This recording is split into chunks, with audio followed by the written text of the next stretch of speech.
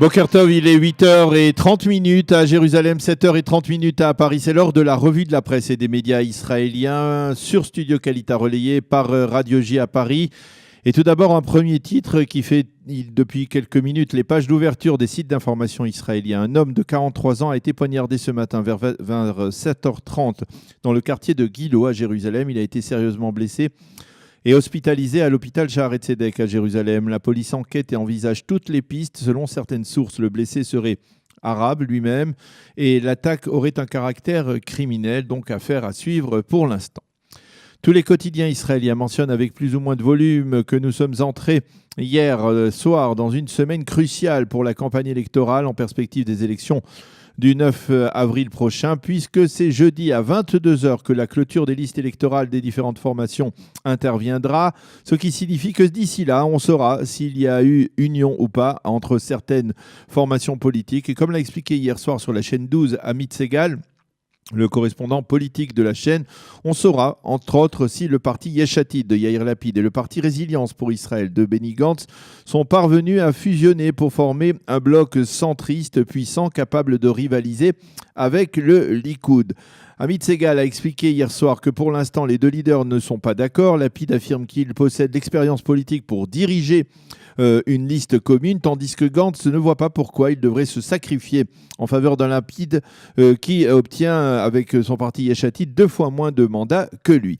Le Yediot Aharonot, lui, dresse en manchette la liste des obstacles que les deux partis vont devoir surmonter pour parvenir à s'unir donc d'ici la fin de la semaine. Et selon le Yediot Aharonot, à Yesh Atid, on accuse le conseiller stratégique de Benny Gantz d'empêcher toute union. Le Yediot précise également que l'annonce de l'arrivée dans la liste de Benny Gantz d'Avi Nissan-Koren, le patron de la Histadrout, risque d'entraver une telle union. Les quotidiens israéliens ce matin expliquent que dans la perspective de se donner une dimension internationale, Benny Gantz s'est rendu hier à Munich pour participer à la Convention internationale sécuritaire qui s'y tient. Benny Gantz doit y prendre la parole aujourd'hui à midi. Les sites d'information religieux font d'ailleurs remarquer à ce propos que Benny Gantz a pris l'avion hier en plein Shabbat pour participer à cette conférence, ce qui a provoqué la colère d'Aryeh Deri, le leader du parti Chasse, qui a fait remarquer que Benny Gantz faisait également campagne contre le respect du Shabbat en encourageant les transports en commun durant la sainte journée. On devrait connaître la composition de la liste électorale de Benny Gantz d'ici mardi.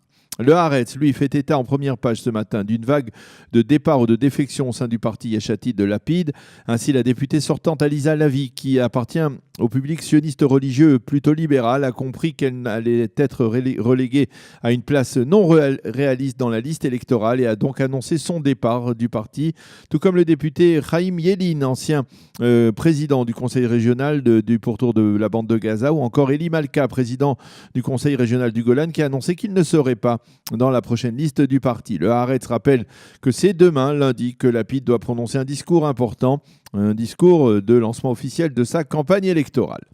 Le Israël Hayom, lui, parle d'une semaine déterminante pour le bloc de droite et il affirme que Binyamin Netanyahou fait tout actuellement pour qu'aucune voix ne soit perdue par les petites formations de la droite nationaliste, et ce afin que la gauche ne dispose pas d'un bloc qui empêcherait la droite de former une coalition majoritaire. Mati Tourfeld, ce matin, dans le Israël Hayom, affirme que les chances d'assister à des fusions entre ces petites formations comme Otzma et Israël ou Zéhout sont quasiment nulles. Mais Tourfeld, lui, est convaincu qu'au centre, un accord est déjà conclu et que les deux formations de Lapid et de Benny Gantz attendront la dernière minute avant de l'annoncer.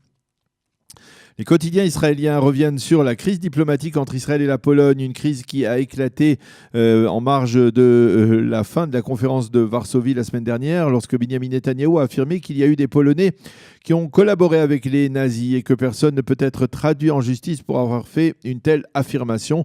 Le Yediot Aharonot indique ce matin que les Polonais n'ont pas apprécié et ont exigé une lettre d'excuse du Premier ministre. Ils ont menacé de boycotter la conférence de Visegrad qui doit se tenir cette semaine en Israël.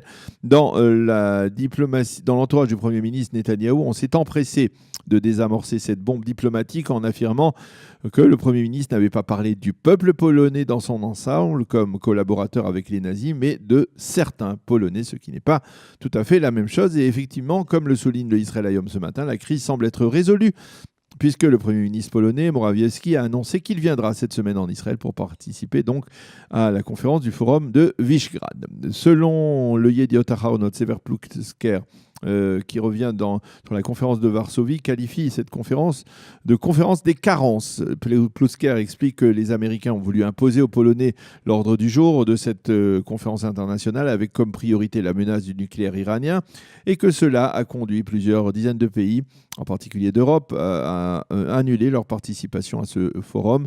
Et le journal mentionne également la panne d'avion qui a provoqué un retard de 12 heures dans le retour du Premier ministre en Israël vendredi après-midi. Le Yediot revient également dans la même page sur les travaux de la conférence de Munich et nous montre une photo du président égyptien Sisi en étroite conversation avec le général de réserve Mossi Adlin, qui était le patron des services de renseignement militaire dans Tsahal. Et pour rester dans ce contexte diplomatique, le Israël Hayom se mentionne en première page ce matin une déclaration du vice-président américain Mike Pence lors de la conférence de Munich qui a affirmé que l'antisémitisme de l'Iran était comparable à celui des nazis. Et le journal mentionne dans la même page l'incident antisémite grave qui s'est produit hier à Paris, vous le savez, au cours duquel des gilets jaunes ont pris à partie l'académicien juif, français et juif, Alain Finkielkraut, l'ont insulté, l'ont traité de sale sioniste avant de lancer des slogans comme « La France est à nous » ou encore « Palestine ». Le Israël Hayom souligne que le président de la République, Emmanuel Macron, a condamné très vivement cette agression verbale à Montparnasse et le journal rappelle que dès le 14 décembre dernier, il avait lui-même insisté le journal, le Israël Hayom, sur le caractère haineux et antisémite de certains gilets jaunes.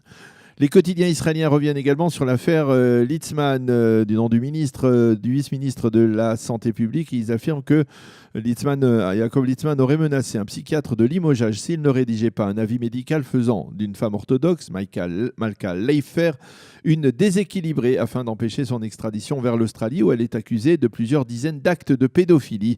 Cette femme, il faut le préciser, est membre de la Chassidoute de Gour, la puissante Chassidoute dont Yaakov Litzman est l'un des leaders. Litzman devrait être interrogé aujourd'hui par les enquêteurs de la police, mais ses proches affirment qu'il est blanc comme neige dans cette affaire.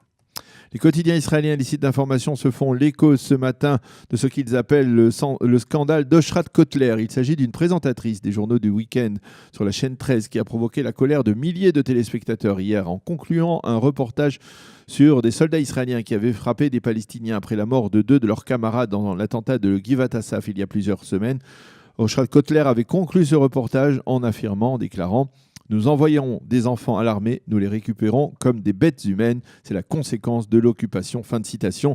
Le Yediot Ahronoth et le Israël Hayom mentionnent cette colère de nombreux Israéliens en première page. Ce matin, le Israël Hayom cite la réaction du Premier ministre Netanyahou qui a vivement condamné les propos de la journaliste. Et enfin, les sites d'information et les quotidiens israéliens mentionnent certains en première page, d'autres plus discrètement, le succès du film israélien Milim Nirdafot qui a remporté hier l'Ours d'or au Festival de Berlin. Au Festival international du film de Berlin. Il s'agit d'un film de Nadav Lapid qui relate l'histoire d'un jeune Israélien qui est gonflé de haine envers l'État d'Israël et qui, après son service militaire, va s'installer à Paris parce qu'il est persuadé qu'Israël est au bord de la faillite. Il aspire par-dessus tout à devenir français à part entière, mais découvre que la société française ne souhaite pas l'intégrer. On comprend mieux pourquoi ce matin, le Israël Hayom qualifie ce film de controversé. Et d'ailleurs, des journaux et les sites d'information citent Nadav Lapid qui a reconnu hier, après son succès, que certains peuvent considérer son film comme scandaleux. Voilà donc pour cette revue de la presse et des médias israéliens de ce dimanche matin. Nous allons marquer une pause et on se retrouve tout de suite après avec nos invités.